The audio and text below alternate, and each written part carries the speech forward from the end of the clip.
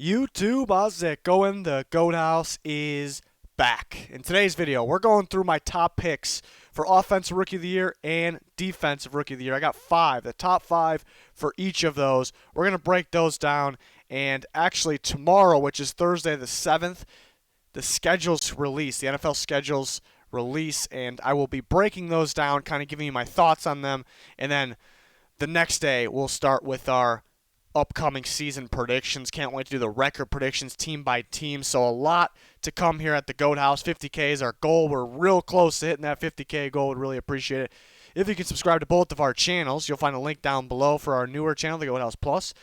You're going to want to follow that Twitter. We're constantly talking about football. We have polls, answering any questions. Some of those polls in the near future will involve you guys in future videos. We'll get the results, use them in videos. So you're going to want to follow that Twitter. And then our podcast is back. We've got about 8 episodes out. So please check that out. Spotify, Apple, you'll find a link down below.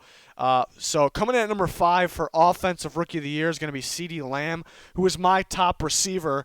But yeah, maybe not, even though he makes the top 5, which is, pretty good here. But the reason maybe why he's not number 1 or close to the top there is because, he's going to split a little bit with, obviously with Amari Cooper, Michael Gallup, and we'll see what the Dak situation is. But, I believe Dak Prescott will be playing. But Lamb, it's an easy impact. Just throw him in there. You don't have to do anything specific to get him the action. He will get the action. He'll get the production. And that's why he made the list here. Sometimes it's a little easier for some other positions to win the Rookie of the Year, Offensive Rookie of the Year. So he comes in at number 5. Number 4 is going to be Clyde Edwards-Helaire. He's a running back. Even though receiver seems to be more valuable in today's game than running backs, the running back seems to be able to, seems to have a pretty good chance to win the award. And Clyde Edwards-Helaire will definitely be up there. My running back 1 from the class. He will be used perfectly in the Chiefs system. We'll catch the ball a ton out of the backfield, downfield, and then we'll get his carries as well. The Chiefs are good at kind of dividing up the the reps, the production throughout the field, even with multiple running backs. Probably David Williams coming off a crazy Super Bowl, of course, so he'll get his action as well. Maybe that's what's keeping him from number 1, but definitely him being on the list, him being number 4 means he has a legitimate shot here in probably the best fantasy football option out of the rookies. Or if you're doing your dynasty leagues, you're having your rookie drafts, Clyde Edwards-Helaire might be the first pick, and there's a reason for that. So definitely a strong candidate here. Number 3 is going to be Tua Tagovailoa. It's kind of risky for me to put him in here because, you do wonder, are they going to play him right away? Is he going to finish the season? You draft a quarterback that high, you thought you thought about trading up for him, but then it ended up being comfortable enough to sit put. You'll get him.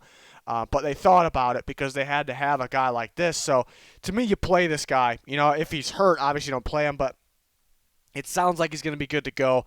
And he will instantly make the Dolphins team better. He'll be a huge impact in a QB of this caliber, that has this talent even for his rookie year, has a legitimate shot at winning the Offensive Rookie of the Year. So that's why he comes in at 3. A little risky, though, because like I said, maybe they don't play him right away. You wonder about the injury concern.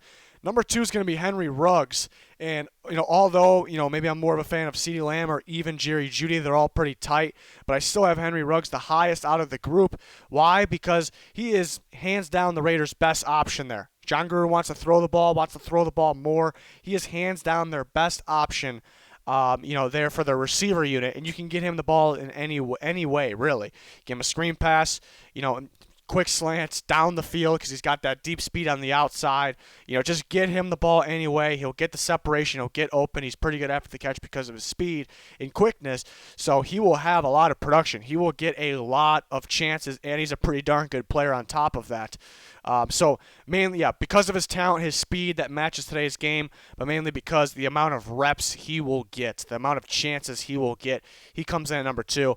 And I usually go bold with these picks every preseason, I guess, off season, but not too bold here. Going Joe Burrow, one of the best quarterbacks ever scouted, a sure thing, going to make this team a lot better. I know a lot is on the offensive line because they sure didn't help their quarterbacks last year, whether it was Dalton or Ryan Finley. So the offensive line really needs to step up. But Joe Burrow will be a huge impact. He will be a darn good quarterback right off the bat. And it's tough because, maybe the quarterbacks, they measure, people measure quarterbacks' abilities based off wins these days. So, I guess it's been going on for quite a long time. But maybe the Bengals, since they're not projected to make the playoffs, maybe they don't because they're still young. Maybe since if they miss out, then maybe the award goes to somebody else. I just think Joe Burrow is easily the best player out there in terms of these rookies that have that play in an impact position to win Rookie of the Year. So Joe Burrow's my number 1. We go to the defensive side now. Might surprise people with my number 5, but I'm going with Darrell Taylor, the Tennessee Volunteer pass rusher now in the Seattle Seahawks. Maybe pretty surprising because he's not one of those big name guys. But we talked about, maybe quarterbacks, running backs have the best chance to win Offensive Rookie of the Year. Maybe next is the receiver position. You look at defense, it's who's going to get the most sacks. It's going to get who is the best pass rusher out of the group, and then you kind of throw in other guys that have a chance to be playmakers, whether it's involved in the pass rushing game or maybe stacking up on the interceptions, perhaps. But Darrell Taylor, he's going to get his chance. The Seahawks, traded way up into the second round because they had to have this guy. This was the last of the instant impact bunch of the pass rushers. So they had to trade up and get him. Another reason is they're short on pass rushers, so they had to have this guy. Wouldn't be shocked if they had a first-round grade on him, honestly. They had to have Jordan Brooks in the first. But this guy will play right away. He'll start, and it's one of those guys that's really grown on me the last month or so. I think he'll be pretty darn productive. He will get his sack numbers high. I believe he will. So that's why he's on the list. That may surprise some people, but in terms of the award, we know where the voters their heads are at. So this guy will rack up some sacks early on. Next up, number 4 for Defensive Rookie of the Year, Antoine Winfield. I think, best playmaker of the bunch, on the defensive side. What I mean by that is, he's going to come up with the play, the big play, get his hands on the ball. He's always attacking the ball. I think with those good young corners that played so well in last year, at the end of last year, and they're good at attacking the ball as well. I think Winfield will get his action. He'll get his chances, and he does more than that too. He come up and play. Make a play, in the box or even in the backfield at times. So he'll make his impact. He'll get his hands on the ball quite a few times. So, around that defense, young, very much improving defense.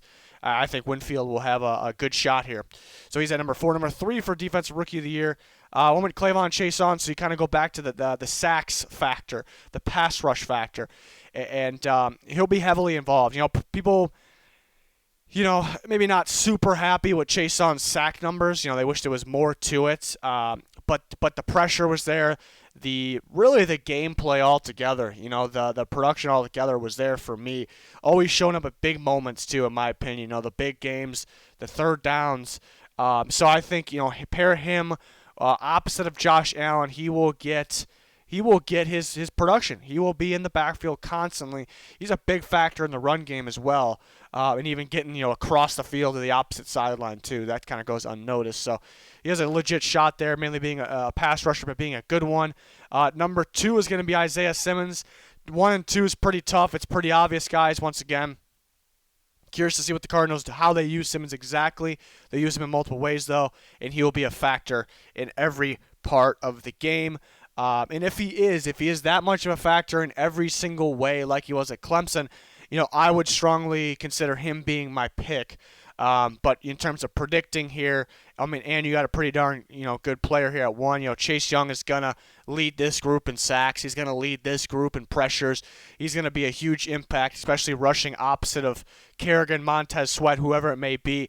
And then on the inside, you got a long list of pass rushers or dominant interior defensive linemen there for the Redskins as well. Like, he is going to get his action. So this year, it's a pretty easy pick. Most years it's kind of, you could go bold, but I don't know if you can go too bold. With this year, I think these are the guys, but those other guys are the ones to look out for. Maybe guys that just missed the list. A couple more of those receivers. The Broncos got a couple of them, but I think Jerry Jeudy. But them splitting so much. Cortland Sutton, Jerry Jeudy, KJ Hamler. It's going to be divided up so much, but those are big-time playmakers there. But you look at the running backs too. Dobbins might not get his action right away. Early on for Baltimore, but for the future, of course. Jonathan Taylor, same thing. They might limit him because of the other running back talent there. But you look at a guy like DeAndre Swift, definitely can be in the conversation for sure there. And then guys like, talk about Redskins, Antonio Gibson, and, guys along those lines there. So I think, for defense, I think we pretty much covered it all there. You look at some of these, Jeff Okudah, some of these corners, Trayvon Diggs, going to get a lot of action there for the Cowboys, so that's kind of the wild card guy to look out for. Terrell Lewis, I like a lot. The Rams got him out of Alabama. I think he'll be a highly productive 3-4 edge rusher for the Rams, so that's a guy strongly considered. Hopefully he stays healthy, though, to reach that goal. There's a number of guys we can talk about that have a shot. I just thought, to make the list kind of unique, just narrow it down to these guys.